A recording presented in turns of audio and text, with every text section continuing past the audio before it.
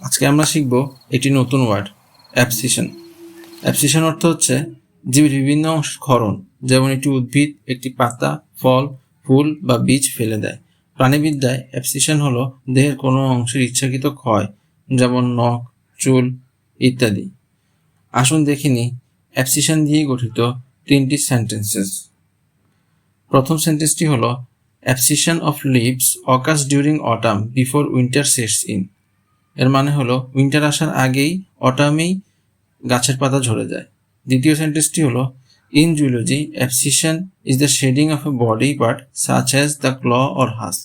এর মানে হচ্ছে প্রাণীবিদ্যায় অ্যাবসিশন মানে হলো বডির কোনো অংশ ক্ষয়ে যাওয়া।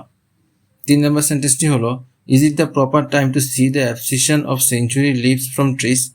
অর্থাৎ এটি কি সঠিক সময় সেঞ্চুরি লিভস গাছ থেকে ঝরে যাওয়ার জন্য?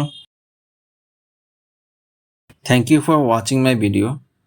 Please subscribe for more videos.